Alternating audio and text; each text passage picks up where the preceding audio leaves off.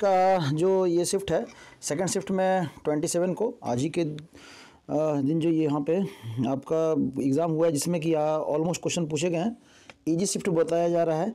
तो चलिए हम लोग क्वेश्चंस को देखते हैं और फिर देखते हैं कि इजी शिफ्ट था या फिर नहीं।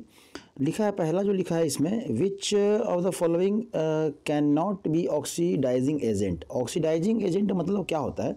तो ऑक्सीडाइजिंग एजेंट मतलब जो दूसरे को ऑक्सीडाइज करे, ठीक है, और अपने आप को क्या करे, रिड्यूस करे। तो क्या कर सकते हैं, रिड्यूस इटसेल्फ, ठीक है। जो अपने आप को अब रिड्यूस कब करेगा, अपने आप को रिड्यूस करेगा मतलब क्या करेगा, गेन करेगा इलेक्ट्रॉन क्या करेगा, गेन इलेक्ट्रॉन, ठीक है। अब देखिए इस कंपाउंड में जो Mn का ऑक्सीडेशन नंबर है ये +7 है, मतलब ये इलेक्ट्रॉन गेन कर सकता है। इस कंपाउंड में सल्फर का ऑक्सीडेशन नंबर जो है ना वो +6 है, मतलब ये भी इलेक्ट्रॉन गेन करेगा। इस कंपाउंड में अगर आ जाएं, बोरोन वाले कंपाउंड की बात करें तो इसका ऑक्सीडेशन नंबर यहाँ पे +5 है, तो ये भी इलेक्ट्रॉन क्या करेगा, गेन करेगा। तो ऑलमोस्ट आपका जो बचा है वो ऑप्शन सी तो यहाँ पे दिया हुआ है। देखिए ऑलमोस्ट ऑप्शन आपका आंसर भी दिया हुआ है, लेकिन हम लोग चर्चा करेंगे कि ये आखिर जब क्वेश्चन आएगा तो बनेगा कैसे।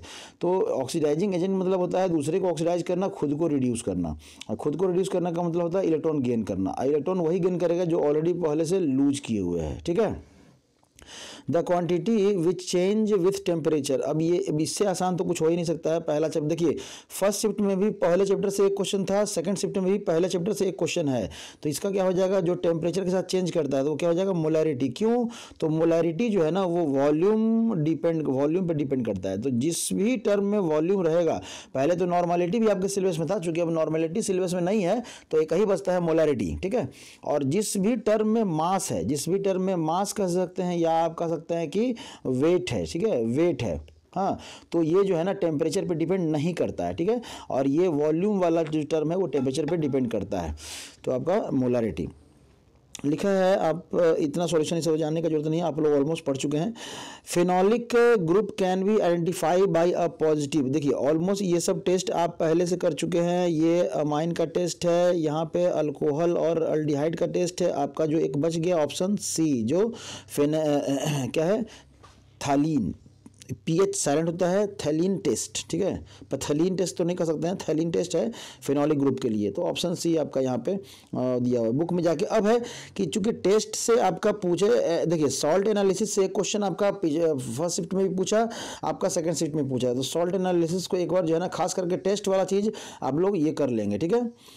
तब है find the lowest wavelength of the Paschen series terms of R के टर्म में हमको है ना निकालना है पास्चन्स का वेवलेंथ। तो ऑलमोस्ट आर के टर्म में मतलब रेडबर्ग कांस्टेंट, ये क्या है आपका, रेडबर्ग कांस्टेंट की बात कर रहा है।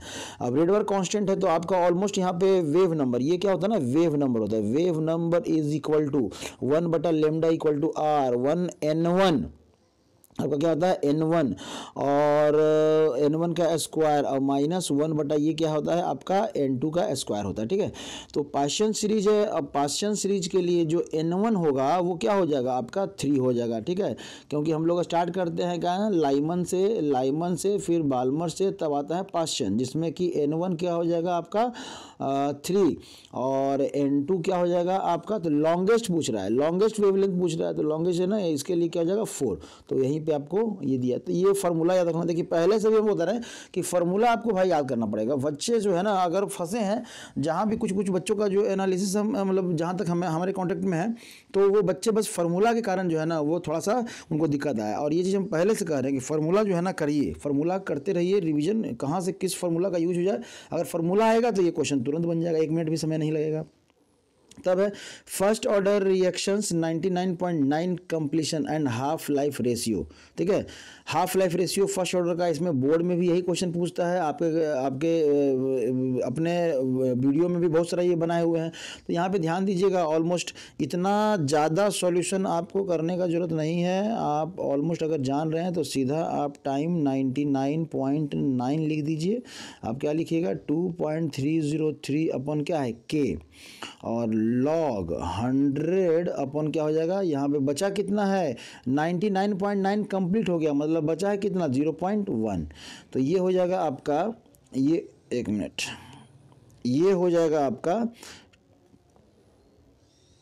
2.303 अपॉन के, और यहाँ पे log 1000 हो जाएगा। अब इसको लिख सकते हैं हम लोग 2.303 के और log 10 का पावर 3। अब यहाँ पे ये मल्टीप्लाई हो जाएगा तो 3 इंटू 2.303 अपॉन के और log 10, और log 10 का वैल्यू क्या होता है 1 होता है, तो इसका वैल्यू क्या हो जाएगा 1। तो इतना आया आपका कितना T99.9 का। ठीक है, अभी क्या है आपका T हाफ का पूछ रहा है, मतलब 50% का पूछ रहा है, रिलेशन पूछेगा, रेशियो पूछेगा।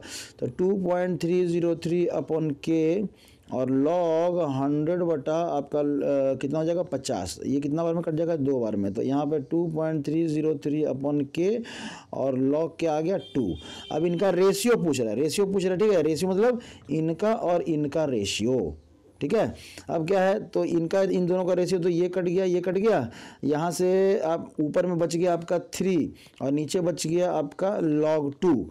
अब log 2 बच गया तो आप अपना रेशियो देख लीजिए। अब log 2 को जो है ना आप क्या लिख सकते हैं, तो 3/0.30 लिख सकते हैं। तो यहाँ से 2 जीरो ऊपर चला जाएगा, 2 जीरो ऊपर चला गया, नीचे बचा 30, तो ये कट गया कितना बार में 10 बार में। तो ये जो रेशियो है 10। क्या मस्त आंसर है ना, क्वेश्चन दिया हुआ है। और फर्स्ट शिफ्ट में भी आपका क्वेश्चन पूछा था, तो हम यही कह रहे हैं। देखिए ये सॉल्यूशन करने का ये मतलब नहीं है कि यही क्वेश्चन आने वाला है, लेकिन फर्स्ट शिफ्ट में चूंकि इस पोर्शन से पूछा है तो यहाँ से आपको क्वेश्चन पूछेगा। ठीक है, तो ये ध्यान रखिएगा।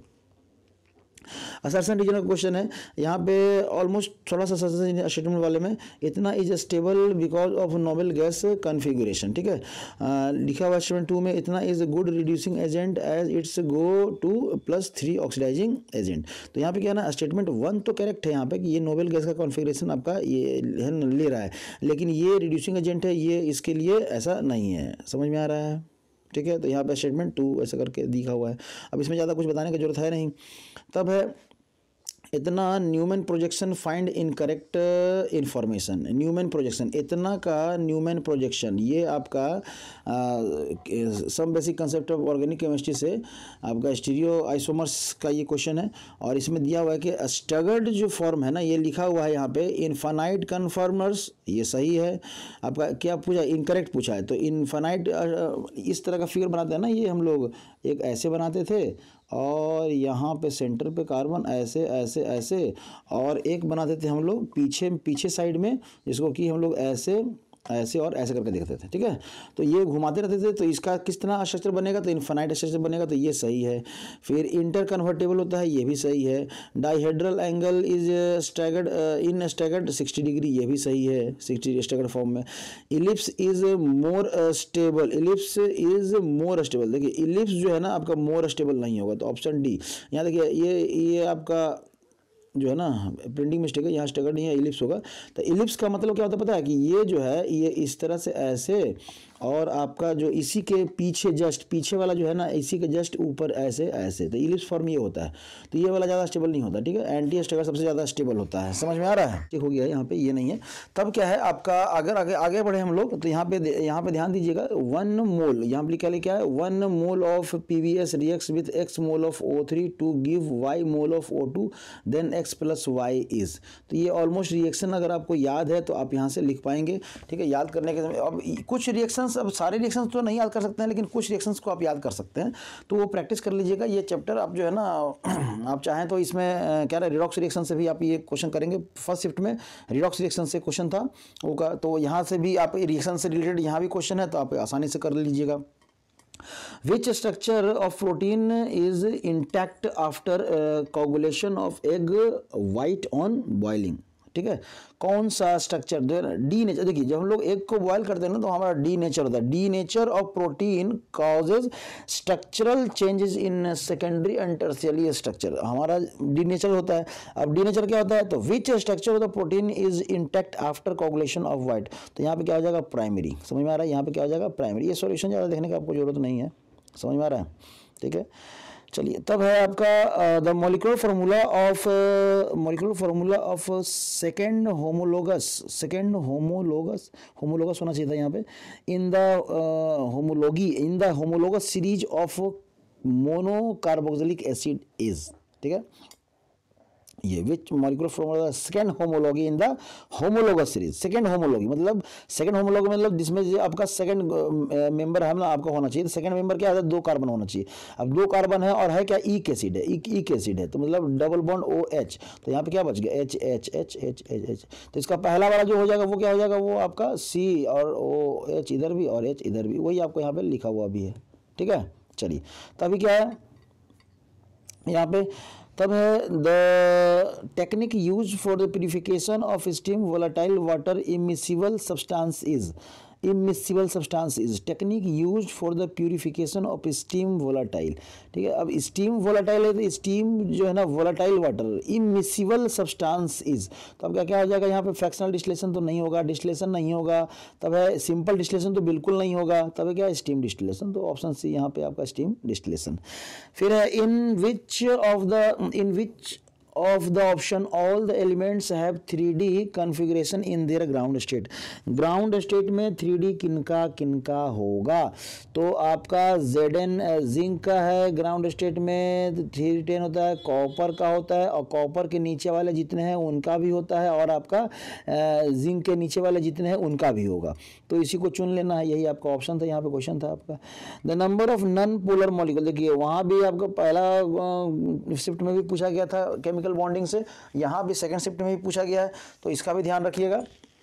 चैप्टर समझिए कि किस चैप्टर से आपको जो है ना वो पूछा जा रहा है, उस चैप्टर पे सबसे ज़्यादा फोकस करेंगे, ठीक है। Number of non polar molecules, non polar molecules मतलब जिसमें पोलैरिटी डेवलप नहीं होता है, ठीक है। तो आपका ये CH4 और आपका क्या है CO2, CH4 और आपका CO2, ठीक है। आपका O में पोलैरिटी डेवलप होगा, CH4 में नहीं होगा ना, ये स्ट्रक्चर है ना टेट्राहेड्रल, ऐसे ऐसे करके, यहाँ पे डाइपोल मोमेंट क्या होता है हमारा 0, डाइपोल मोमेंट क्या होता है 0, ठीक है।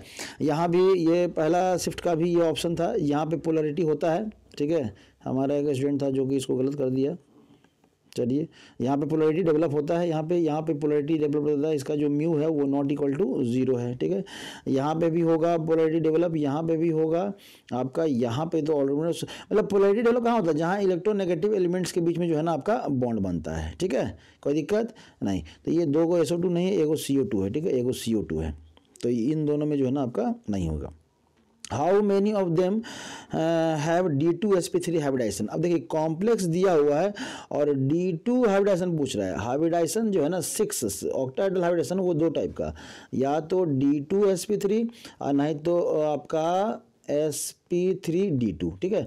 अब D2 कब होगा, जब स्ट्रॉन्ग लिगेंड्स रहेगा। अब स्ट्रॉन्ग लिगेंड्स रहेगा तब यहाँ ध्यान दे देना है कि स्ट्रॉन्ग लिगेंड्स किस में है, तो ये अमोनिया जो है ना स्ट्रॉन्ग लिगेंड्स है, और बाकी ये सब जो है ना ये भी वीक लिगेंड्स, तो ऑप्शन ए आपका यहाँ पे सही हो जाएगा, ठीक है। यहाँ पे जो आंसर 2 दिया हुआ है, लिखा है हाउ मेनी ऑफ देम, तो हाउ मेनी ऑफ देम में फ्लोरीन जो है वो वीक लिगेंड्स है, तो यहाँ पे 2 तो किया है आंसर, लेकिन नहीं होना चाहिए sp3 हाइब्रिडाइजेशन, देखो ठीक है, क्योंकि यहाँ पे सिर्फ अमोनिया है, वही आपका स्ट्रॉन्ग लिगेंड्स है, बाकी नहीं होगा तो नहीं होगा, ठीक है।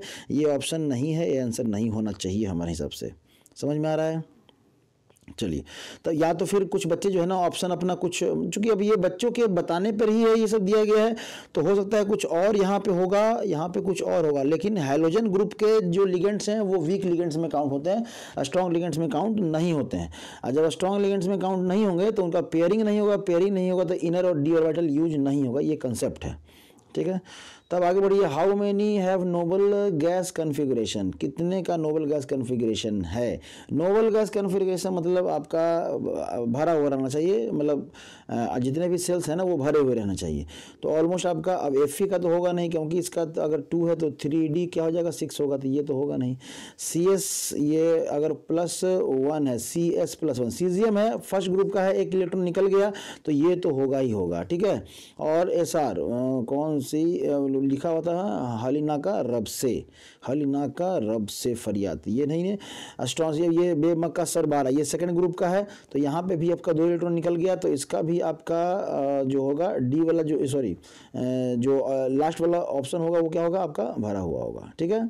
चलिए तब है, तो ये सही है, बाकी पी भी तो होगा नहीं, ये तो पी ब्लॉक एलिमेंट्स है, ये भी है इसमें, सॉरी डी हाँ पी ब्लॉक एलिमेंट्स है, और ये डी ब्लॉक एलिमेंट्स इसमें नहीं है, तो ये सही है आपका।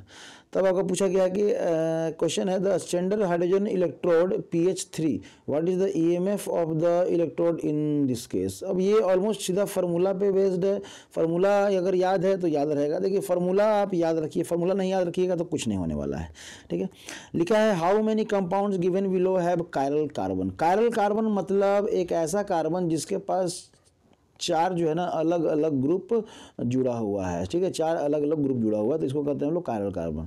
तो अब इसमें देख लीजिए किसके पास कायरल कार्बन है, 4 अलग अलग ग्रुप जुड़ा हुआ है। तो यहाँ देखिएगा तो ग्रुप क्या हो जा रहा है, सेम हो जा रहा था, ये तो नहीं होगा। अगर यहाँ देखिएगा, अगर यहाँ देखेंगे तो यहाँ देख लीजिए, यहाँ तो एक ग्रुप अलग, ये अलग और ये अलग, तो ये तो 4 नंबर हो जाएगा आपका, ठीक है। तब आपका अगर यहाँ पे देखें तो ये अलग ग्रुप है, एक इधर एक अलग ग्रुप है, एक अलग ग्रुप है, ठीक है। तो ऑलमोस्ट यहाँ पे 2 ही दिया हुआ है यहाँ पे। बाकी यहाँ पे अगर यहाँ पे देखेंगे तो ये इधर से इधर सेम, इधर से इधर सेम, तो सेम नहीं होगा। या कह सकते हैं यहाँ पे हाइड्रोजन है और यहाँ भी हाइड्रोजन है, तो ऐसे भी नहीं होगा, ठीक है। लास्ट है द वॉल्यूम ऑफ 3 इतना यूज इतना। वॉल्यूम निकालना है आपको, मोलारिटी और मोलारिटी का क्वेश्चन दिया हुआ। अब इससे आसान तो नहीं दे सकता है सही में। ये पेपर जो है, ये वीडियो बनाने का मतलब ये नहीं है कि आपका इसी टाइप के क्वेश्चंस है ना आपको पूछे जाएंगे, लेकिन ऐसे ही आपके क्वेश्चंस रहेंगे। मोस्ट प्रोबेबली आप फर्स्ट शिफ्ट का देख लीजिए, सेकंड शिफ्ट का देख लीजिए। सेकंड शिफ्ट में आपका क्वेश्चन भले ही आसान था, लेकिन उसी सब चैप्टर से आपके वो क्वेश्चन टच कर रहे थे जहां से ऑलमोस्ट पहले शिफ्ट में पूछे गए थे। तो कोशिश कीजिए अपने शिफ्ट को समझने का, मतलब अपने क्वेश्चन को समझने का, और इसी तरह से आपके पैटर्न रहेंगे एग्जामिनेशन के। तो ज़्यादा टेंशन नहीं लेना है, आराम से। ऑल द बेस्ट, अपना तैयारी